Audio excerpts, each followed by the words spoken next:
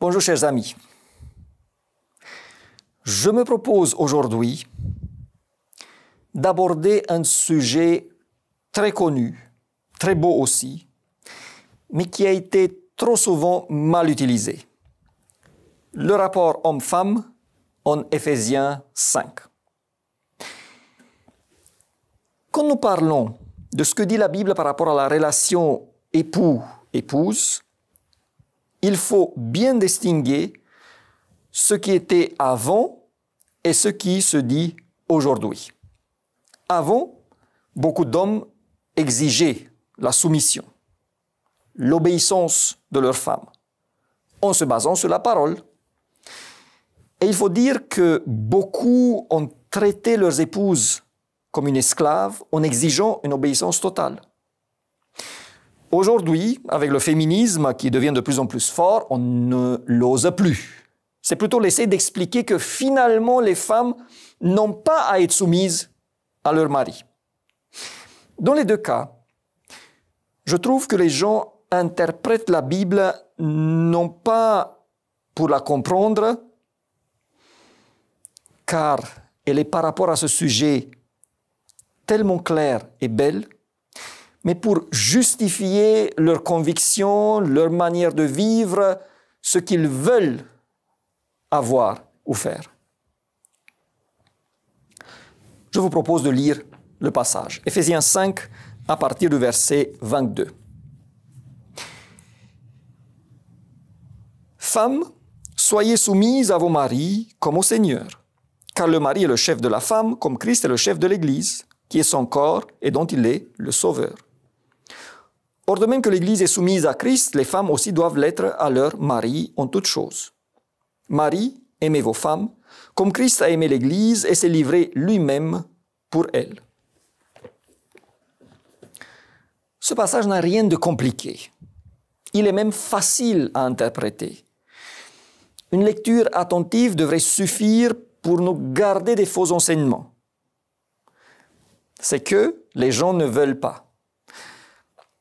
Et pour l'interprétation, commençons avec déjà le plus simple. 1. Nous ne pouvons pas séparer les conseils et prendre uniquement celui qui concerne l'autre. Nous devons prendre l'ensemble. Ça veut dire que les femmes doivent se soumettre, mais qu'en même temps, les hommes, les maris, doivent les aimer. Sans amour, pas de soumission. Et sans soumission, pas d'amour. Les deux sont conditionnés l'une par l'autre. C'est un non-sens et une présomption même, à mon avis, de demander la soumission à ton épouse, de la traiter comme une esclave, ce qui veut dire manque d'amour, et de dire que c'est Dieu qui le demande. Je répète, c'est une présomption. C'est également une présomption d'essayer d'expliquer qu'il n'y a pas de soumission là. Ça voudrait dire en même temps qu'on n'a pas non plus à se soumettre au Seigneur. Ce que dit la Bible est que le mari aime son épouse avec un amour qui va jusqu'au sacrifice de soi pour elle et pour son bien, et que l'épouse se soumet de sa part. Et avec un tel mari, ça ne va pas être trop difficile. 2. Le passage d'avant parle du fait de se soumettre les uns aux autres. Il ne s'agit pas donc d'un fonctionnement dictatorial, mais d'un certain partage de responsabilités. Et si le mari a la responsabilité principale dans l'établissement de la direction à prendre ou de certaines décisions selon la Bible, il y a des sujets et des endroits où c'est à lui de se soumettre. C'est si simple que ça. 3. Si on devrait quand même séparer les deux injonctions, alors chacun devrait prendre ce qui le concerne. les hommes, le commandement adressé à eux est pareil pour les femmes, et non pas l'inverse. Nous sommes en général très rapides à voir ce que les autres nous doivent. Mais Dieu est très clair dans sa parole. Il dit « épouse », ça concerne les épouses doivent prendre ça pour elles, et il dit « mari ». Les maris doivent prendre pour eux ce qui est pour eux. Donc, tout d'abord, j'ai à me préoccuper de moi-même et non pas de ce que mon épouse doit ou devrait faire.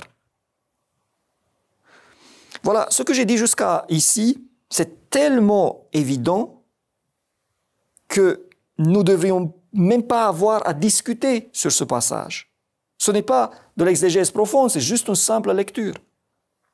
Maintenant, il y a un élément qui n'est pas non plus caché, mais dont je n'ai pas trop entendu parler, et qui est pourtant d'une importance capitale.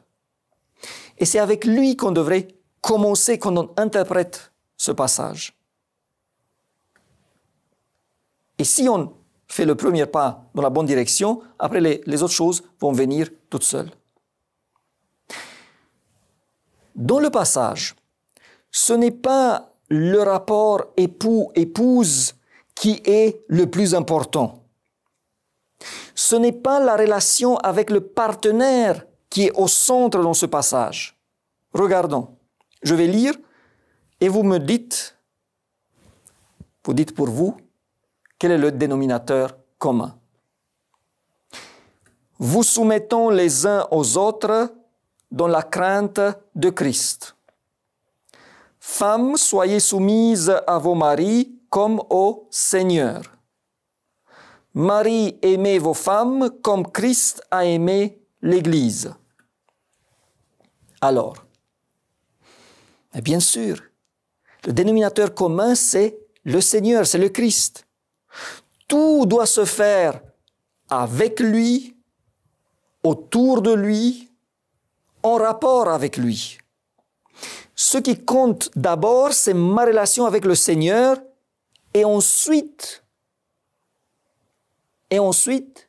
celle de mon épouse avec le Seigneur. Et juste après, c'est ma relation avec mon conjoint. Si j'ai une bonne relation avec le Christ, s'il est mon Seigneur, si je l'aime, donc mon amour premier va envers le Seigneur. Je vais de plus en plus lui ressembler. Je vais être de plus en plus comme lui. Et je vais aimer mon épouse comme lui, il m'a aimé, en se sacrifiant pour moi. Et je ne vais même pas conditionner cela de son comportement à elle envers moi. Et si mon épouse aime le Christ, elle va se soumettre à lui, et de la même manière, elle va se soumettre à son mari, qui en plus l'aime beaucoup.